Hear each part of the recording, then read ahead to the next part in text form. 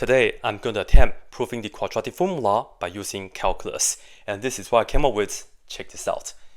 First, we start with the quadratic equation in the standard form, and the goal is to get x by itself. First, let's take a look at the picture. Let's say our parabola looks something like this. This is y equals ax squared plus bx plus c. And the solutions to this equation will be the x-intercept here and here. And I know sometimes the parabola might not have x-intercepts because it may be up here and open up, or down here open down. In that case, you can just add or subtract constants and work that out, but I will leave that to you guys. So let's say this is what we have. Now, truth be told, the next step is the only step that needs the calculus. What I'm going to do next is I'll be using calculus to find out at what x we will get the vertex. And that's precisely where the slope of the tangent line is equal to 0, and that's y prime equals 0.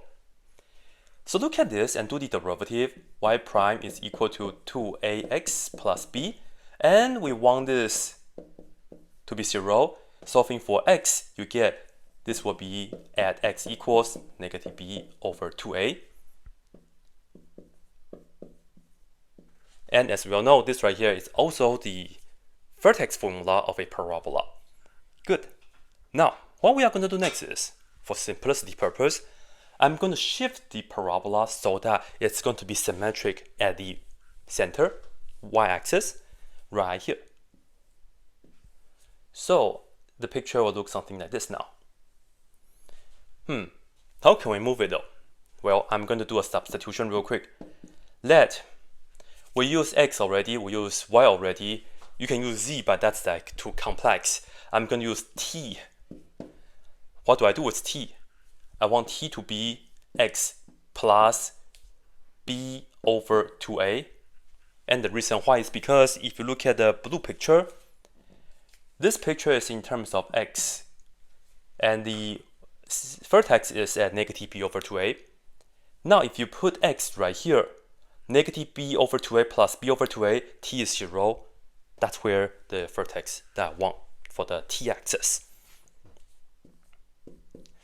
Alright, and what I'm going to do is I'm just going to subtract this from both sides, and we get x is equal to t minus b over 2a.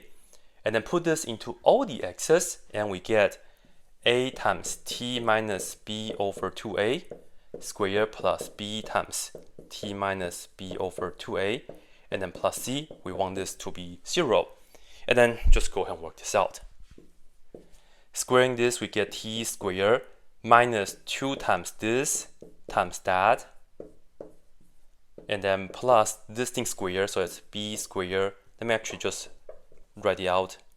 B over 2a squared, and then plus distribute bt, and then minus b squared over 2a, and then plus c is equal to 0. And now we just distribute the a. That will give us at squared, and then 2 and 2 cancel, a and a cancel, so that's minus bt. And then this right here is b squared on the top over 4. And this right here will be a squared, but we multiply the a right here, so it's just going to be a to the first power. And then right here we will have minus bt minus, plus bt minus b squared over 2a, and then plus c, that's equal to 0. And the beauty of doing this is that we don't have the t terms anymore. And then right here we can combine like terms. We just need to multiply this by 2 and 2.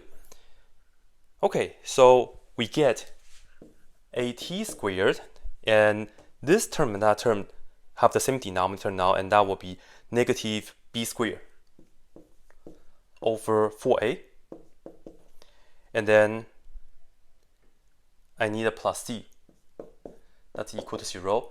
And then let's move these two terms to the other side. That's at squared equals b squared over 4a plus c, sorry, minus c, and then right here let's get the common denominator, so 4a. This looks really good, right? So at squared equals b squared minus 4ac all over 4a. Okay, And then divide both sides by a, that's multiplied by 1 over a on both sides like this. So that this and that cancel. So we get t squared equals b squared minus 4ac all over 4a squared. And then do the usual thing, take the square roots both sides, plus or minus cancel. So we get t, which is going to be plus or minus, the square root part stays on the top like this. But on the bottom, square root of 4 is 2 and square root of a squared is technically absolute value of a, but we have the plus minus already, so we don't have to worry too much. Now t is what? T is x plus b over 2a, so I'm going to just change that right here.